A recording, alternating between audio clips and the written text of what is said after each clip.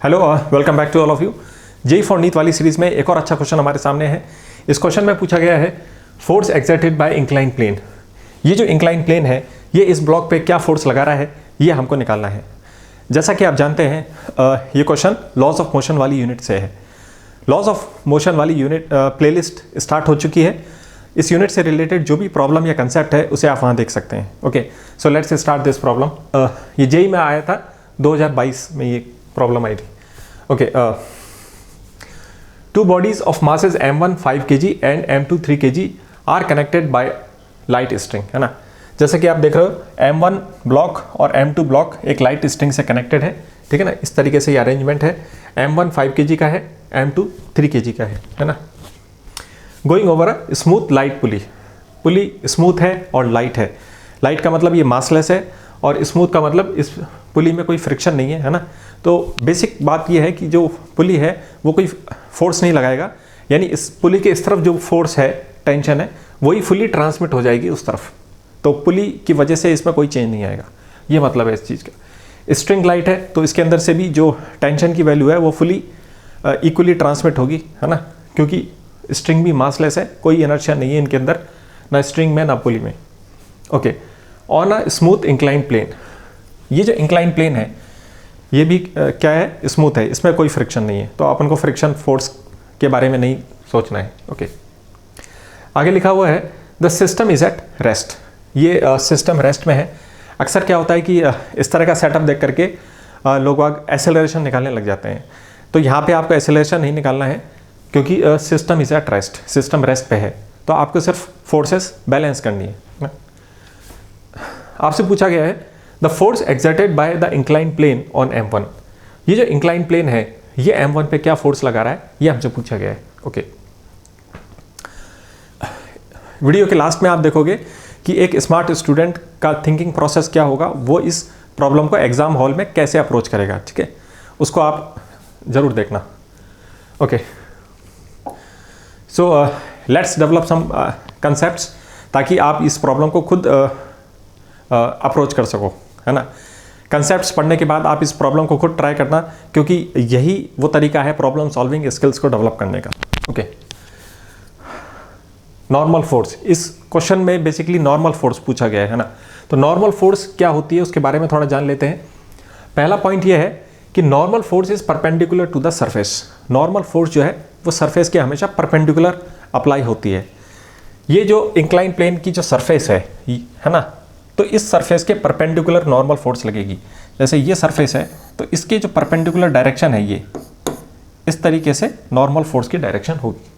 Okay, second point ये है when surfaces of solid objects press on each other than normal force is generated, है ना। ये जो अपने आसपास जो मैटर है, सॉलिड ऑब्जेक्ट है ना, सॉलिड मैटर जो अपने आसपास है, जब ये एक दूसरे पे प्रेस करता है ना, प्रेस कैसे होता है, क्योंकि ये जो ब्लॉक है आपका मास m का है ना, पृथ्वी इसको नीचे की तरफ खींच रही है और इसके रास्ते में अनदर सॉलिड ऑब्जेक्ट आ गया, है ना। तो ये जो है इसको प्रेस कर रहा है, ठीक है। तो उसकी वजह से क्या होता है कि जो सॉलिड मैटर किससे बना होता है, एटम्स की लेयर से बना होता है ना। उसके अंदर बहुत सारे एटम्स होंगे, लैटिसेस होंगे, तो वो जब प्रेस होता है तो वो इस चीज़ को रेजिस्ट करता है और वहाँ से ये फोर्स जनरेट होती है। इसका ओरिजिन जो है इलेक्ट्रोमैग्नेटिक होता है ना, क्योंकि एटम्स किस तरीके से आपस में बॉन्डेड हैं इलेक्ट्रोमैग्नेटिक फोर्स की वजह से, ठीक है। तो वहाँ से ये फोर्स जनरेट होती है ना। तो किस तरीके से फोर्स जनरेट होती है आपने देख लिया। ओके, थर्ड पॉइंट है the force always occur in pair. कोई भी फोर्स होती है वो हमेशा पेयर में अप्लाई होती है, हमेशा, मतलब फोर्स का पेयर होता है वहाँ पे। आइसोलेटेड फोर्स कभी नहीं होती। हमेशा क्या स्थिति रहती है फोर्स के अंदर, दो ऑब्जेक्ट होते हैं और वो एक दूसरे पे फोर्स लगा रहे होते हैं, दोनों ही ऑब्जेक्ट इन्वॉल्व होते हैं उस फोर्स को क्रिएट करने में, है ना, उसको जनरेट करने में, और ये फोर्स दोनों पे अप्लाई होती है, ठीक है, इक्वली अप्लाई होती है ना। तो ये जो पेयर होता है ना, हर फोर्स इस तरीके से होती है इस पेयर में। इस पेयर का एक तो फोर्स कहाँ पे लगती है, one act on A and the other act on B, ठीक है ना। इसी को आप एक्शन रिएक्शन पेयर बोलते हो। हालांकि ये जो टर्मिनोलॉजी है एक्शन रिएक्शन, ये ओल्ड टर्मिनोलॉजी है, हमको इस टर्मिनोलॉजी का यूज़ नहीं करना चाहिए, ठीक है। बस आपको ये ध्यान रखना है कि force always occur in pair, एक ऑब्जेक्ट पे लगेगी और दूसरा जो पेयर का दूसरा ऑब्जेक्ट फोर्स है वो दूसरा ऑब्जेक्ट पे लगेगा, बस ये है। तो ब्लॉक और इंक्लाइन प्लेन के आपस में कौन सी फोर्स लग रही है? Normal force. यानी ब्लॉक और ये जो इंक्लाइन प्लेन है ये इंटरेक्ट कर रहे हैं नॉर्मल फोर्स के थ्रू, है ना। तो इसको आपने पेयर के थ्रू शो किया। एक फोर्स तो ब्लॉक के ऊपर लग रही है और एक फोर्स इंक्लाइन प्लेन पे लग रही है। तो इंक्लाइन प्लेन ब्लॉक पे ये वाली फोर्स लगा रहा है और ब्लॉक जो इंक्लाइन प्लेन पे ये वाली फोर्स लगा रहा है, ये चीज है, ठीक है। ओके, अब आपको क्या करना है? फोर्सेस एक्टिंग ऑन ब्लॉक के ऊपर क्या क्या फोर्स लग रही है हमको ये एनालाइज करना है। न्यूटन्स लॉ जब हम अप्लाई करते हैं तो हमारे एक इंटरेस्टेड ऑब्जेक्ट होता है, जिस ऑब्जेक्ट में आप इंटरेस्टेड हो, तो उस ऑब्जेक्ट के ऊपर क्या क्या फोर्स लग रही हैं उसका अपन एनालाइज करते हैं, है ना। उसके एनवायरनमेंट के दूसरे ऑब्जेक्ट्स उस पर क्या क्या फोर्स लगा रहे हैं ये अपन एनालाइज करते हैं। तो यहाँ पे ये ब्लॉक है एम, अपन इसमें इंटरेस्टेड है, तो अपन ये देखना चाहते हैं कि इसके ऊपर कौन कौन फोर्स लगा रहा है, ठीक है। अब आप देखिए यहाँ पे ये ब्लॉक है आपका मास एम का और ये है अर्थ। ये दोनों एक फोर्स से कनेक्ट हो रहे हैं, इंटरैक्ट कर रहे हैं दोनों एक फोर्स से। कौन सी फोर्स से? ग्रेविटेशनल फोर्स, जिसकी वैल्यू है mg, है ना। एक फोर्स तो देखो m पे लग रही है, कौन लगा रहा है? अर्थ। और एक फोर्स इस पेयर का जो एक पार्ट है वो ऊपर की तरफ लग रहा है, यानी जो ब्लॉक m है वो अर्थ पे ऊपर की तरफ mg फोर्स लगा रहा है ना। तो वो जो आपका ब्लॉक है वो अर्थ को के ऊपर mg फोर्स लगा रहा है और अर्थ इसके ऊपर ये वाली फोर्स लगा रही है नीचे की तरफ, है ना। तो कहने का मतलब ये है कि हर फोर्स की इस तरीके से पेयर में होती है, एक फोर्स m पे लगती है और दूसरी फोर्स दूसरे ऑब्जेक्ट पे लगती है, ओके। ठीक उसी तरीके से ये ब्लॉक और इंक्लाइन प्लेन ये भी आपस में इंटरेक्ट कर रहे हैं, कौन सी फोर्स के थ्रू? नॉर्मल फोर्स के थ्रू, है ना। इस फोर्स का तो ओरिजिन ग्रेविटेशनल फोर्स था जो मासेस की वजह से होता है, और इस फोर्स का जो ओरिजिन है वो इलेक्ट्रोमैग्नेटिक ओरिजिन है इसका, क्योंकि जो एटम्स जो सॉलिड मैटर के जब प्रेस होंगे तो वहाँ से फोर्स जनरेट होती है। तो ये भी आपने देखा अपन ने पेयर की फॉर्म में बनाई है, इसमें से एक तो m पे लग रही है और एक फोर्स इंक्लाइन प्लेन पे लग रही है, ठीक है, ओके। अब अपन देख रहे हैं कि इस ब्लॉक m पे क्या क्या फोर्स लग रही हैं। तो एक फोर्स तो इसने इस ब्लॉक पे एक फोर्स तो अर्थ ने लगाई है mg, है ना, ठीक है। तो अपन ने इस पेयर में से एक फोर्स ले ली जो कि अर्थ ने लगाई है इसमें, ठीक है। अब ये दूसरी फोर्स कौन लगा रहा है इस पे? Incline plane. तो इंक्लाइन प्लेन वाले इस पेयर में से अपन ने एक फोर्स ले ली कि इंक्लाइन प्लेन ने इस पे ये वाली फोर्स लगाई है, ठीक है। ये हमेशा आउटवर्ड की तरफ होती है ना।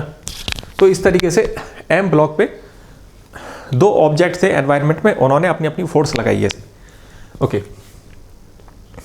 अब आपको क्या करना है? इस प्रॉब्लम को सॉल्व करने की जो क्लू है इसमें, जो इसकी जो की है इस प्रॉब्लम को सॉल्व करने की, वो आप क्वेश्चन को पढ़ के जब आप देखोगे तो ये है वो, the system is at rest. इस लाइन से आप काम करना स्टार्ट करोगे और ये प्रॉब्लम सॉल्व हो जाएगी, है ना। So this is the key to solve this problem. The key to solve this problem is the system is at rest. बाकी बस आपको अब प्रोसेस करना है। क्या करना है? फोर्सेस बैलेंस करनी है इस ब्लॉक पे। फोर्स आप बैलेंस कर दोगे, आंसर आ जाएगा, ठीक है। सो अब आप अपना काम स्टार्ट कर सकते हो और आपको कंसेप्ट आ चुके हैं, है ना। आप you should start your problem solving, है ना। सो मैं इसको सॉल्व कर देता हूँ, फिर आप कंपेयर कर लेना अपने सॉल्यूशन को, ओके।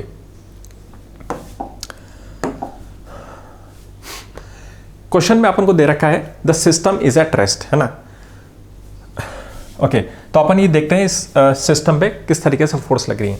एक फोर्स तो अपन को पता है कि इस m1 पे यहाँ पे फोर्स लग रही है m1g sin थीटा। ये मुझे कैसे पता चला कि m1g sin थीटा फोर्स लग रही है? क्योंकि यहाँ पे जो mg फोर्स लगती है ना इसके, उसको रिजॉल्व अपन ने करना पहले ही सीख रखा है। ये हमको पहले से आता है, न्यूटन्स लॉ की प्रॉब्लम हमने कर रखी है। इसमें प्लेन की तरफ तो mg sin थीटा का कंपोनेंट होता है, तो इसलिए ये हमें पता है, निकालने की आवश्यकता नहीं है ना, ओके। एक कंपोनेंट जब ऐसे होता है तो दूसरा कंपोनेंट ऐसे होगा, परपेंडिकुलर, mg cos थीटा है ना। देखो जब आपने एक कंपोनेंट sin थीटा कह दिया तो दूसरा तो ऑटोमेटिकली cos थीटा होगा, उसको अलग से निकालने की जरूरत नहीं, ओके, अभी अपन ये वाली डायरेक्शन में फोर्सेस को बैलेंस देखते हैं क्या हो रहा है ना। दूसरी तरफ क्या फोर्स लग रही है, M2G। जब ये कनेक्टेड सिस्टम होता है ना, ये कनेक्टेड सिस्टम है, एक रस्सी से बंधा हुआ है, तो रस्सी के एक सिरे पे उसको कैसे खींचा जा रहा है, एक तो हमको ये देखना है। तो एक सिरे से तो आप M1G sin थीटा से खींच रहे हो, दूसरे सिरे से आप इसको M2G से खींच रहे हो, है ना। तो इस रस्सी को दोनों तरफ से खींचा जा रहा है, और ये क्वेश्चन में क्या रखा है कि the system is at rest. ये रुका हुआ है, इसका मतलब क्या हुआ, दोनों ये फोर्सेस है बराबर है, तभी तो ये रुका हुआ है। अगर कोई भी फोर्स ज़्यादा बड़ी होती तो वो उस तरफ से ये सिस्टम चलने लग जाता है ना। It is a normal physical common sense. Okay, अगर ये ज़्यादा बड़ी फोर्स होती तो यहाँ से चलने लग जाता। ओके, तो अपन को क्वेश्चन में दे रखा है कि सिस्टम रेस्ट पे है, यानी अपने पास आ गया mg sin theta is equal to M2G। Okay, यहां से आप देखो g से g कैंसिल हो जाएगा, sin थीटा की वैल्यू आ जाएगी M2 अपॉन M1। M2 आपको 3 दे रखा है 3 kg, और M1 दे रखा है आपको 5 kg। जैसे ही आपके पास sin थीटा की वैल्यू आ गई, जिसको ट्रिग्नोमेट्री आती है, आप क्या करोगे, आप सबको आती है इतनी सिंपल ट्रिग्नोमेट्री, ठीक है ना। ये थीटा आपने एंगल बना दिया, थीटा के सामने sin थीटा में परपेंडिकुलर होता है, तो ये 3 हो गया, 5 हाइपोटेनस हो गई, और ये ट्राइंगल तो जाना पहचाना है, तो निकालने की ज़रूरत नहीं है। ये वाला बेस कितना हो जाएगा, 4 हो जाएगा, ठीक है ना। ये अपन को जाना पहचाना ट्राइंगल है, सबको पता है कि ये 3 और 4 होते हैं, ये 5 होता है। अगर पता नहीं हो तो एक साइड को हम पाइथागोरस थ्योरम से निकाल सकते हैं, है ना। यहाँ से आपके पास cos थीटा की वैल्यू आ गई, बेस अपॉन हाइपोटेनस यानी 4/5। अब आपसे क्वेश्चन में पूछा गया है कि वेज ने ये जो इंक्लाइन प्लेन है, इसने M1 पे कितना फोर्स लगा रहा है। अभी अपन ने इसकी फोर्सेस देखी थी, है ना। ओके, तो देखो ये आपका ब्लॉक है ना। अर्थ का जो mg कंपोनेंट था उसको अपन ने वर्टिकल डायरेक्शन में रिजॉल्व कर लिया था, तो पृथ्वी तो इस पे mg cos थीटा फोर्स लगा रहा है ना। और ये जो इंक्लाइन प्लेन था वो इस पे कितनी फोर्स लगा रहा है, नॉर्मल फोर्स n लगा रहा है ना। अब क्योंकि ये वर्टिकल डायरेक्शन में इस डायरेक्शन में इसका कोई मूवमेंट नहीं है, ये प्लेन के अंदर थोड़ी जा रहा है, उसी पर टिका हुआ है ना, तो क्या आ जाएगा आपके पास, n की वैल्यू आ गई, क्योंकि अपन ने इस डायरेक्शन में फोर्स बैलेंस कर दी, तो n की वैल्यू आ गई आपके पास n is equal to mg cos theta. देखो ये जो नॉर्मल और फ्रिक्शन फोर्स होते हैं ना, ये वेरिएबल फोर्स होते हैं, ये जरूरत के हिसाब से अपनी वैल्यू बढ़ा लेते हैं, कम कर लेते हैं, जितनी जरूरत होती है उतनी ही अप्लाई करते हैं। तो इसको mg cos थीटा से प्रेस किया गया, तो उतनी ही फोर्स सरफेस ने जनरेट की, है ना, और अपने आप को इसके बराबर बना दिया। अगर इससे भी ज़्यादा फोर्स होती, इससे ज़्यादा फोर्स से प्रेस होता अगर ये सरफेस, तो उतनी ज़्यादा नॉर्मल फोर्स जनरेट होती, ताकि वो बराबर हो सके, उसको रोक सके, जब तक कि उस सरफेस में ये कैपेसिटी होती है। अगर ये सरफेस जो है सॉलिड मैटर इसका वीक होगा, इतनी नॉर्मल फोर्स जनरेट नहीं कर पाएगा, तो क्या होगा, जैसे टेबल टूट जाती है भारी चीज़ से, है ना, तो ये टूट जाएगा, है ना। तो हम ये मान के चल रहे हैं कि इसमें वो कैपेसिटी है इतनी नॉर्मल फोर्स देने की, तो इसने इसको बराबर कर दिया। n की वैल्यू कितनी आ गई, mg cos थीटा। यहाँ से आपने cos थीटा निकाल ही लिया था 4/5। ओके, ये m1 है ना, m1 कितना था 5 इंटू जी इज 50, cos थीटा की वैल्यू आ गई 4/5, 5 से 5 कट जाएगा तो कितना आ जाएगा 40 न्यूटन, है ना। ये अपना आंसर, ठीक है। अब आप आंसर कौन सा है, 40 न्यूटन, है ना, ये अपना आंसर है। ओके, अब अपन देखते हैं कि एक स्मार्ट स्टूडेंट एग्जाम हॉल की कंडीशंस में किस तरीके से अप्रोच करेगा। ओके, स्मार्ट स्टूडेंट ने क्वेश्चन के प्रॉब्लम स्टेटमेंट को ध्यान से पढ़ा, उसने देखा कि सिस्टम रेस्ट पे है। सिस्टम रेस्ट पे है यानी रस्सी के दोनों तरफ से जो खींच रहे हैं वो फोर्सेस बराबर हैं। एक फोर्स उस तरफ क्या है mg sin theta, m1g sin theta, और दूसरी तरफ m2g। तो वहां से sin थीटा की वैल्यू आ गई। देखो ये प्रोसेसिंग माइंड में करनी है। उस तरफ m2 है तो m2 इधर आ जाएगा, है ना, g से g तो कैंसिल हो गया, और m1 नीचे आ जाएगा, m1 इधर था तो m1 नीचे आ जाएगा। ये फोर्स आ गई आपकी 3/5, जैसे ही साइन थीटा की वैल्यू आई, उसने एक ट्राइंगल बना लिया और लिख लिया 3, 5 और ये 4, है ना, ठीक है। अब क्योंकि अपन को पता है कि जो इंक्लाइन प्लेन है और ब्लॉक नॉर्मल फोर्स के थ्रू इंटरेक्ट करते हैं, और नॉर्मल की फोर्स अगर बैलेंस करना है वर्टिकल में, तो एन की वैल्यू क्या हो गई, एम जी कॉस थीटा। तो एन की value m g cos theta हो गई। ये M1 है, M1 5 था, G 50, कॉस थीटा 4/5, आंसर 40। ये आंसर हो गया, ठीक है। इतना भी नहीं लिखेंगे वो, है ना, ये सब भी माइंड में हो सकता है। तो इस तरीके से आप बहुत जो पूरा प्रोसेस हमने सीखा था, है ना, जो डिटेल हमने सीखी थी, उसको इस तरीके से फास्ट रन कर सकते हो। तो फास्ट सॉल्यूशन कुछ नहीं होता, एक पर्सपेक्टिव होता है ना। आपको प्रोसेस से आप फेमिलियर हो जाते हो तो उसको आप फास्ट रन कर लेते हो, ये चीज़ होती है।